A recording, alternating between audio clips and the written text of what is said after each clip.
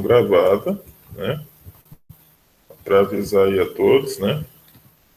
E o assunto é fontes de energia. Né? Essa aula ela está relacionada ao Enem, o Exame Nacional do Ensino Médio, uma preparação. E todos vocês aí estão convidados para interagir, para perguntar a hora que achar que deve, né? É só qualquer dúvida, é só questionar e a gente já vai começar a aula, beleza?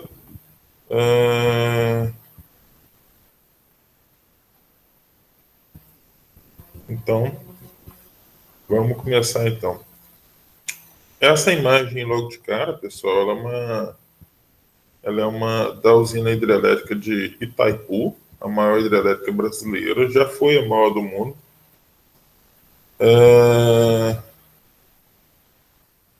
Só respondendo a pessoa aqui. Pronto. Então, pessoal, já foi a maior hidrelétrica do mundo, né? A usina de Itaipu, hoje é a segunda maior do mundo, atrás apenas da usina hidrelétrica de Três Gargantas, na China, né? Ela é binacional, ou seja, ela pertence tanto ao Brasil quanto ao Paraguai. Na época, ela foi construída somente pelo Brasil, mas como utilizou o rio Iguaçu, salvo engano, que também tem participação no Paraguai, e o acordo o Brasil iria construir, se eu não me engano, depois o Paraguai iria pagar uma quantia pelo uso da energia durante um bom tempo aí. Bom, então vamos lá. Isso que a gente vai falar hoje, pessoal, não está só em ciências humanas, certo? Por quê? Geografia, ela se enquadra nas ciências humanas, mas algumas análises da geografia compõem também outras áreas do conhecimento, entre elas a ciência das naturezas e das tecnologias, né? Que é basicamente biologia, química e física, mas acaba caindo um pouco na geografia e eu vou te provar. Então, nós temos aqui, por exemplo, na competência de área 3, de ciências da natureza e suas tecnologias, associar intervenções que resultem em degradação ou conservação ambiental a processos produtivos sociais, instrumentos ou ações científico-tecnológicas. Na habilidade 9, diz assim: compreender a importância do ciclo bioquímico, o fluxo de energia para, para a vida ou da ação de agentes fenômenos que podem causar alterações nesse processo. Na competência 6, diz assim: apropriar-se de conhecimento da física para situações problema, interpretar, avaliar ou planejar intervenções científicas e tecnológicas. Na habilidade 23, diz assim: avaliar a possibilidade de geração, uso ou transformação de energia em ambientes específicos, considerando implicações éticas, ambientais, sociais ou econômicas. Parece muito mais ciências humanas do que natureza, né? Mas tudo bem. Competência de área 7, apropriar-se de conhecimento de química para situações problema, interpretar, avaliar, planejar intervenções científicas e tecnológicas. Então, na habilidade 26 diz assim: avaliar implicações sociais, ambientais e ou econômicas na produção ou consumo de recursos energéticos ou minerais. As fontes de energia são recursos energéticos ou minerais, identificando transformações químicas da energia envolvida nesse processo. Ora, repare que aqui a gente já tem 3 habilidades contempladas em 3 competências diferentes em ciência da natureza. Não é contemplado em ciências humanas? É sim. Então aqui, ó, ciências humanas nós temos na área 4, entender as transformações técnicas e tecnológicas e o impacto no processo de produção, no desenvolvimento do conhecimento na vida social. Habilidade 17. Analisar fatores que explicam o impacto das novas tecnologias no processo de territorialização da produção. A competência de área 4 ela é quase toda voltada para a atividade industrial. Mas um ponto fundamental na produção da atividade industrial é a geração de energia. É aí que as fontes de geração de energias acabam entrando. Na competência de área 6 diz assim: compreender a sociedade e a natureza, reconhecer suas interações de espaço em diferentes contextos históricos e geográficos. Na habilidade 29 diz: reconhecer a função dos recursos naturais na produção do espaço geográfico, relacionando com as mudanças provocadas pelas ações humanas. Então, como esses recursos naturais, como a água na hidrelétrica, como o carvão mineral, petróleo e gás natural nas termoelétricas, como o urânio na usina nuclear, o vento na energia eólica e por aí vai, provocam alterações na produção do espaço geográfico a partir da participação humana. Então, lembrando que em aulas anteriores aí, a gente já analisou a competência de área 6, né? Analisamos a habilidade 30, 28, 27 e 26. Faltava a habilidade 29 para completar a competência de área 6, né? Então, vamos lá. Para começar, a gente pode classificar as fontes de energias em dois grupos: em renováveis ou não renováveis. Qual é a diferença básica entre elas? Uma se renova e outra não? Só que as renováveis se renovam em tempo humano. As não renováveis não se renovam em tempo humano. Como assim? Quer dizer que o petróleo, o gás natural, o carvão mineral, a energia nuclear, que são não renováveis, quer dizer que se não for no tempo humano, poderemos tê-los novamente? Sim, poderemos tê-los novamente. Se você estiver predisposto a esperar uns 25 milhões de anos. Acredito que não. A gente não tem nem saco para esperar o celular carregar, né? Imagina esperar 25 milhões de anos. Então, o tempo necessário para a natureza fazer essas fontes de energia novamente é tão demorado que a gente classifica como não renovável. Por outro lado, essas fontes, a biomassa, a maremotriz, a eólica, solar, carvão, vegetal, entre outras, elas já existem há muito mais tempo e elas se permitem utilizá-las em breve espaço de tempo, né? Então a gente vai ver um pouquinho de cada uma delas. Mas só para pensar nas mais simples, como a eólica, que é o vento vira e mexe está passando. A solar, que a cada 12 horas, se você viver na linha do Equador, você vai ter novamente. Então, né, não é tão difícil assim. Matriz energética mundial. Quando a gente se fala de matriz, quais são as principais fontes consumidas ou a principal, tá? Pode ter essas duas conotações, depende do sentido. Esses dados são de 12 anos atrás, de 2008, mas é um gráfico que já apareceu em versões do Exame Nacional do Ensino Médio. E como interpretar gráfico é fundamental, né? Então a gente precisa entender como é que isso funciona. Então, no mundo, qual que é a fonte mais consumida? As não renováveis, com destaque para o petróleo. Lembrando que aqui não é só para geração de energia elétrica, ok? Inclui também outras fontes de geradoras de energia, como, por exemplo, o combustível. O petróleo e seus derivados, né, a gasolina, o diesel, são derivados do petróleo que são utilizados para movimentar veículos e entram nessa conta aí. Tá? Então não é só energia elétrica, não. Então, petróleo, gás natural, carvão mineral, que a gente chama de hidrocarbonetos, né? Essa é a maior parte, os maiores percentuais, petróleo, carvão mineral e gás natural nessa ordem. Seguido do urânio, que é utilizado para energia nuclear, 5,8%. Então, 87% da matriz energética mundial é de fontes não renováveis. Renováveis, nós vamos ter aí a hidrelétrica, o álcool, a lenha, a biomassa e outras fontes, né? Nessas outras fontes, destaque aqui para a eólica, a solar e a geotérmica. Não se preocupe, vamos falar de cada uma delas.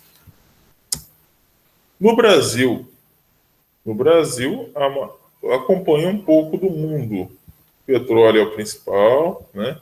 A diferença está no segundo lugar. Se você verificar na matriz mundial, o segundo lugar está no carvão mineral. Já no Brasil, o segundo lugar é a usina hidrelétrica.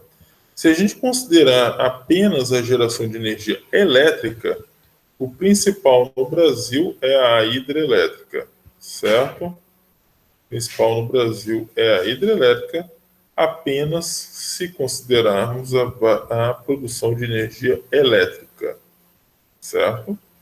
Lenha, carvão vegetal, 10%, né? Está em terceiro lugar aí, o que é um pouco, aliás, em quarto, né? Depois da cana, o álcool, a biomassa, 18,2%, e por aí vai. Esse quadro aqui, pessoal, é um quadro síntese que eu produzi para facilitar o seu entendimento. Minha sugestão é você tirar um print aí. Agora, se você quiser essa apresentação, eu te envio também, não é problema, né? Eu vou colocar lá no nosso grupo do WhatsApp você pode enviar por e-mail também solicitando. Meu e-mail é professorfabianomachado@gmail.com, professorfabianomachado@gmail.com, e eu te envio essa tabela síntese. Vamos lá? Energia hidrelétrica. Então aqui nós vamos analisar com base nas matéria-prima utilizada, nas vantagens, desvantagens, o que isso implica no Brasil e o que isso implica no mundo. A hidrelétrica, por exemplo, usa como matéria-prima a água e, portanto, é uma fonte renovável. É uma fonte limpa? Não. Por quê? Porque a hidrelétrica ela tende a alagar uma área muito grande. Pode provocar extinção de espécies, dependendo se uma espécie for endêmica, né, só existir ali. E as árvores que vão ser cobertas, por exemplo, elas vão entrar em decomposição, vão produzir gases esses que agravam o efeito estufa. Então, ela é uma fonte limpa? Não. Cuidado com isso. No Brasil, é a nossa principal matriz energética. No mundo, em geração de energia elétrica, ela está em segundo lugar. Em geração de energia elétrica. As termoelétricas, elas utilizam a água aquecida que se transforma em vapor para a geração de energia. Pode ser utilizado o petróleo, o gás natural e o carvão mineral. A vantagem é muito abundante, a desvantagem, além de não renovável, polui e muito ar. Aqui no Brasil, ela é utilizada para a contenção das hidrelétricas, ou seja, quando os reservatórios de água estão baixos, o que acontece? O governo utiliza as termoelétricas para evitar um apagão, como aconteceu em 2001, né? No mundo, é a mais usada, com destaque aí pelo petróleo, que a gente já viu. A energia nuclear, também chamada de termonuclear, utiliza urânio como matéria-prima e, por incrível que pareça, é considerada uma energia limpa. Por quê? Porque ela não polui o ar. Ah, mas tem um problema do lixo nuclear. Tem. E aí? Bom, mas ainda assim ela é considerada limpa. Além do lixo nuclear, tem um risco de graves acidentes. Aqui no Brasil, nós temos as usinas de Angra 1, 2 e 3 e um projeto para construir uma usina nuclear em Jequié, na Bahia, mas que ainda não saiu do papel.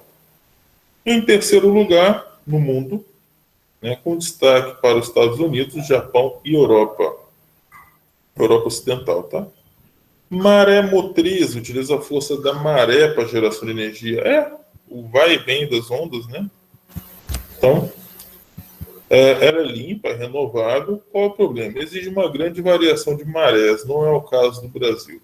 As variações de marés mais significativas são encontradas nas regiões de médias e altas latitudes, né?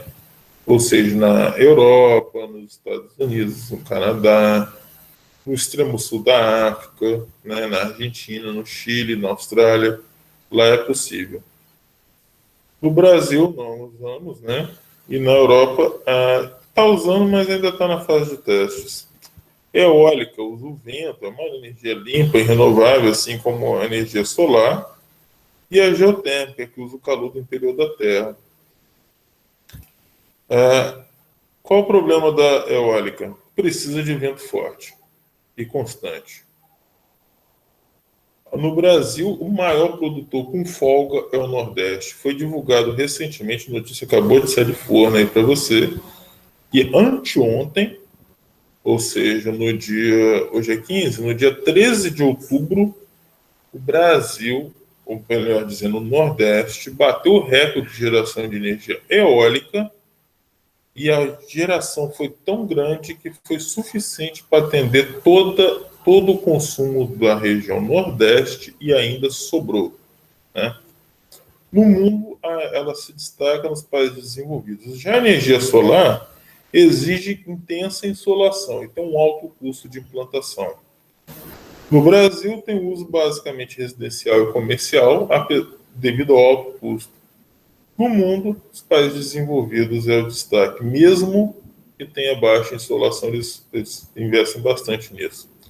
A geotérmica utiliza o calor proveniente do manto da Terra, do magma. Para isso, a crosta terrestre tem que ser fininha, de preferência em lugares onde tem atividade vulcânica intensa. Não é o caso do Brasil, então a geotérmica não existe no Brasil. No mundo, o destaque está para a Islândia, que é uma ilhazinha no norte da Europa, e para a Itália. A biomassa usa qualquer matéria-prima com origem vegetal ou animal, tá? O grande destaque acaba sendo a cana-de-açúcar e a soja. Ela é renovável e tem grande oferta de matéria-prima. Qual é o problema? É a poluição do ar, quando existe a queima, por exemplo, do material, da água e do solo, principalmente em plantações, né? Quando usa pesticidas, etc. E a competição por alimentos, né? Porque se a gente vai plantar cana-de-açúcar para produzir etanol, logo não vamos plantar comida. Então, no Brasil, o destaque é o etanol, nos Estados Unidos, o destaque vai para o trigo e para o milho. Eu coloquei trigo aqui, mas é principalmente o milho, tá? Principalmente o milho. Então, vamos para uma questãozinha do Enem. Então, vamos entender como é que essa bagaça funciona. Meu querido, como você pode ver, essa questão do Enem ela é de 2011, certo? Ela tem um textinho aqui com 1, 2, 3, 4, 5, 6, 7 linhas. Precisa ler, professor? Tem que ler, né, professor? Não.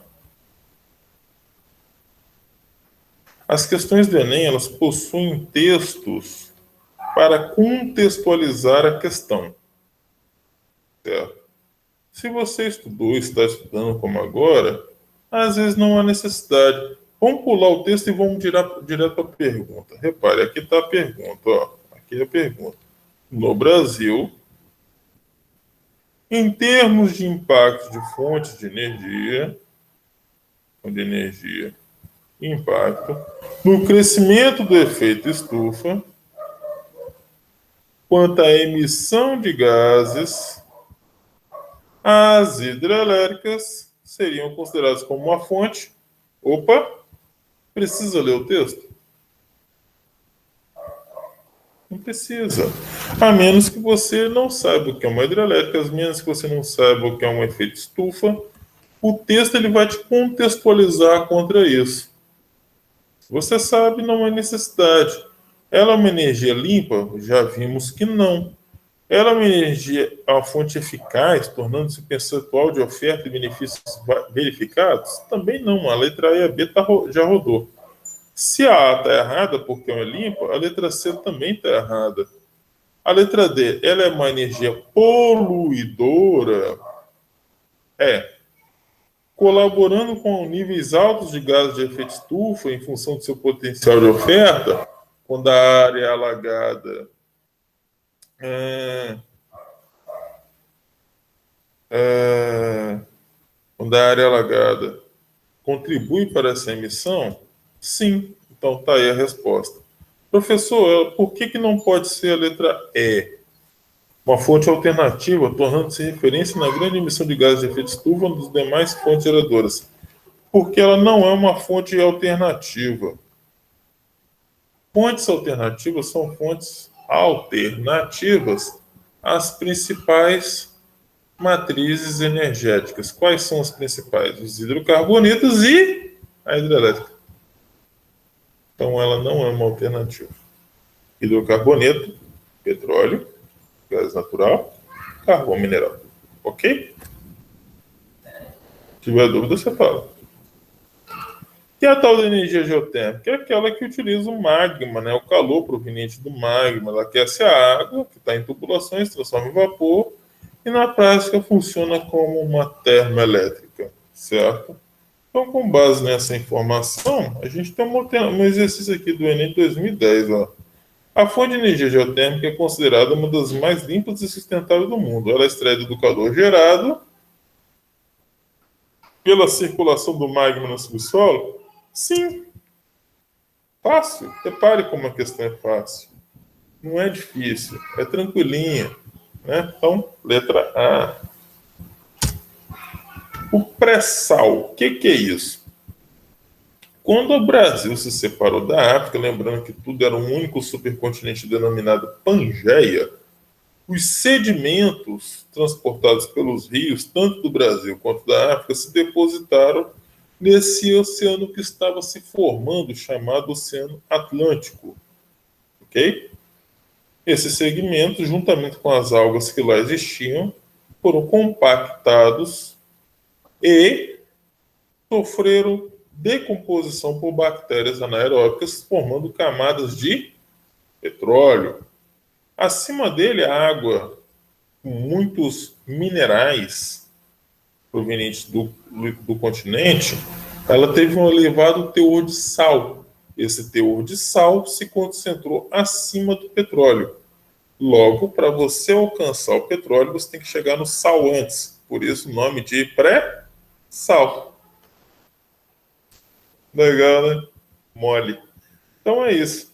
Então, o que é o pré-sal? Nada mais é do que uma imensa reserva de petróleo em bacias sedimentares no litoral brasileiro, formados durante a separação da Pangeia. Ok? É um petróleo de qualidade legal? Não.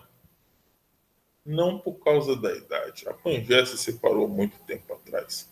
O petróleo, quanto mais velho, maior o teor de impurezas. Logo, esse petróleo não é adequado, por exemplo, para a produção de combustíveis como a gasolina. Por quê? Porque o processo de refino fica muito caro. Então, o Brasil ele é autossuficiente em petróleo? Não. Então, isso foi uma falácia, isso foi uma mentira, né, propagada no passado aí, de que o Brasil era autossuficiente em petróleo e o Brasil não é. De onde vem a gasolina consumida por nós brasileiros, eu e você? De um processo de formação muito mais recente do petróleo, para ser mais exato, no final do Mesozoico. E é de onde, então, professor? Geralmente de países membros da Organização dos Países Exportadores de Petróleo, com destaque para a Arábia Saudita e a Venezuela. Principalmente a Arábia Saudita. Então, é isso aí. Lembrando que a Venezuela tem a maior reserva de petróleo do mundo. Energia nuclear. O Brasil tem duas usinas nucleares. Essa aqui, ó. Essa aqui é uma, tá? Que é chamada de Angra 1. E essa aqui é a outra, ó. Que é a Angra 2. Essa aqui é uma outra que está em construção desde 1970. Um dia ela termina, que é a Angra 3. Tá? E o que é esse trem aqui em cima? Isso aqui é o urânio, que é utilizado para a geração de energia nuclear. Ele aquece a água, não deixa de ser uma termoelétrica, né? E movimenta as pazinhas e gera energia elétrica. Qual é o problema do urânio? É isso aí. Às vezes dá problema. Essa é uma foto, por exemplo, da cidade de Pripyat, na atual Ucrânia. Na época pertencia à extinta União Soviética. Pripyat, para quem é da Bahia, e conhece aqui o litoral baiano, ela tem um tamanho aproximado da cidade de Tabuna, certo? E o que acontece? Mas por que o pessoal chama de Chernobyl? Chernobyl era o nome da usina e ficava na cidade de Pripyat, a mais ou menos 30 quilômetros da cidade de Pripyat. Quando explodiu o reator na cidade de Chernobyl, na usina de Chernobyl, a cidade de Pripyat precisou ser evacuada às pressas e desde então virou uma cidade fantasma. Então está aí o acidente no reator 4 e entre os problemas estão, por exemplo, o nascimento de pessoas com deformações, né, provocadas pela energia nuclear. No Brasil, nós tivemos um caso interessante, que foi o caso do Césio-137. O césio é um material radioativo utilizado em ambientes hospitalares para fazer, entre outras coisas, tomografia computadorizada, mas que precisa ter um descarte adequado. Bom, em 1987, o césio foi descartado de forma irregular em Lixão, Goiânia, capital do estado de Goiás. Neste episódio, algumas crianças encontraram as cápsulas de césio, algumas rompidas, com uma espécie de purpurina azulada que brilhava, que era o césio. Bom, contaminou, as crianças infelizmente vieram a óbito. Na época o governo teve que isolar a região do Lixão, quase que Goiânia inteira também, para fazer descontaminação. Deu um problema horroroso. Eu queria falar um palavrão, mas não pode estar gravando, né? Então não dá. Mas é isso. Foi muito feio o negócio. Então, o Brasil já teve problemas com acidentes nucleares. Esse aqui é o mais recente de expressão, né, que aconteceu no Japão, na cidade de Fukushima, decorrente de um tsunami que afetou as instalações da usina e acabou gerando esse acidente em 2011. Um outro problema sério é o lixo radioativo. O que fazer com ele? Tá, se eu descobrir, você me avisa. Não tem o que fazer com ele. Isso não serve para nada. Então, tem lugar como o Brasil, que pegou algumas montanhas no entorno de Angra dos Reis, deixou oca e põe lá dentro. Os Estados Unidos coloca num deserto, salvo engano, do Arizona, enterrado, fez uma câmara lá numa área militar e tal. A França manda para a África. Sacanagem, né, cara? Pois é.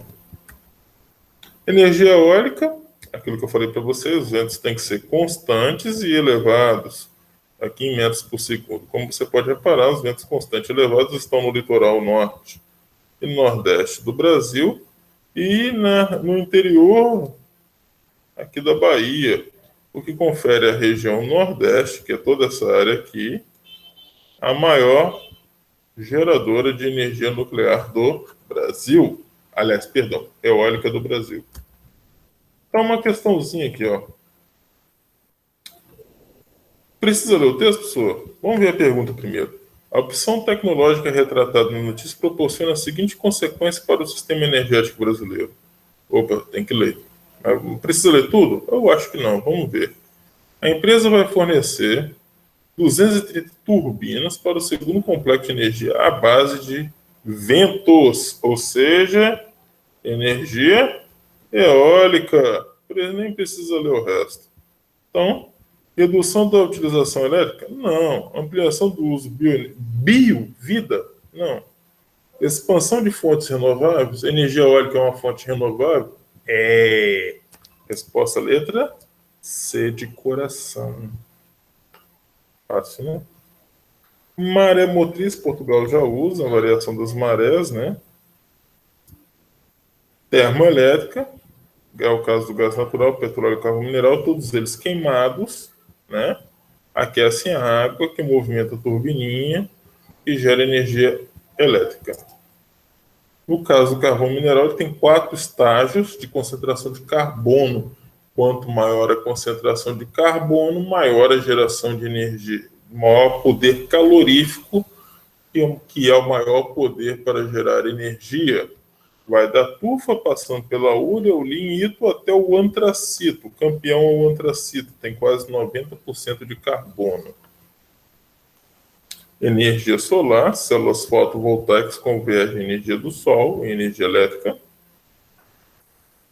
E aqui tem um dado curioso, né? Essa aqui é a faixa, galera, como você pode ver aqui, em terawatts de energia, onde tem a maior insolação do planeta. E é basicamente nos trópicos, entre o trópico de Câncer e o trópico de Capricórnio. Porém, as maiores áreas de energia fotovoltaica estão na Europa Ocidental e no Japão, que estão em regiões de clima, seriam essas áreas aqui, ó, clima temperado. Repare que não é onde tem a maior geração, maior oferta de energia solar. Logo, por que esses países são os que mais investem? Porque tem mais dinheiro. São fontes caras, né?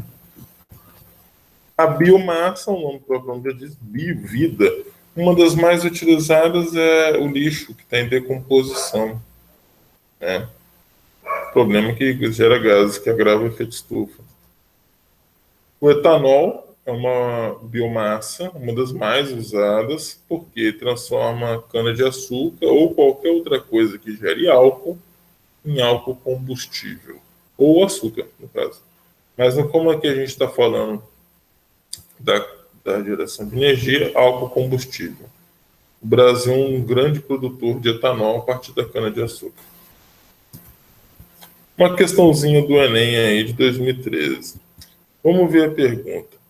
A partir da última década, verifica-se a ocorrência no Brasil de alterações significativas no território, ocasionando impactos sociais, culturais e econômicos sobre as comunidades locais, e como é a intensidade na Amazônia Legal. Opa, alterações, impactos na Amazônia. Precisa ler o texto? Não, só vai te contextualizar. Esse texto aqui, na verdade, faz parte do livro Brasil, Território e Sociedade do Século XXI. É um livro maravilhoso, de 2 autores maravilhosos, Milton Santos, o maior geógrafo de todos os tempos, e a Maria Laura Silveira. É um livro de uma idade bacaninha, eu tenho ele, muito legal. Né? E diz assim, nos últimos decênios, o território conhece grandes mudanças em função de acréscimos técnicos e renovam a sua materialidade. Olha a habilidade lá da competência 6, né, sendo exigida. E da competência 4 também, né, de ciências humanas. Como resultado e condição ao mesmo tempo dos processos econômicos e sociais em curso. Então vamos lá as alternativas. Reforma e ampliação de aeroportos. Gente, aeroporto até é uma coisa grande, mas tirando o desmatamento, não tem lá grandes impactos ambientais, né? Para a floresta. Por que floresta? Porque a gente está falando aqui da Amazônia legal. Lembrando que a Amazônia legal é aquela área delimitada por lei do bioma Amazônia, que envolve todos os estados da região norte, mais parte do Mato Grosso, mais parte do estado do Maranhão. Então, a letra A não pode ser. Letra B. Ampliação de estádios de futebol. Nem é normal fazer estádio no meio do mato, né? Não. Construção de usinas hidrelétricas sobre o rio Tocantins, Xingu e Madeira? Sim. Rio Xingu, a usina hidrelétrica de Belo Monte, né? A segunda maior do Brasil. Então, resposta letra C, de coração. Outra questão aqui do Enem de 2012. De acordo com as características desse país, a matriz de energia de menor impacto e risco ambientais é baseada na energia. Opa, vamos analisar o texto, agora tem que ler o texto, não tem jeito não. Suponha que você seja um consultor e foi contratado para assessorar a implantação de uma matriz energética em um pequeno país, com as seguintes características. Vamos lá. Região plana. Dá para ser hidrelétrica? Não. Por quê? Porque a hidrelétrica precisa de queda d'água, que a gente chama carinhosamente de cachoeira. Quanto maior a queda d'água, maior a geração de energia elétrica. Por quê? Maior a energia potencial transformada em energia cinética. Ah, tio, faz aula de física também. Então, não pode ser a energia hidrelétrica, também chamada de hidráulica. Logo, a letra D rodou. Não pode ser letra D aqui, ó, que é energia hidráulica. Certo? Então, por isso quase sempre onde tem uma hidrelétrica tinha uma cachoeira. Pelo menos uma.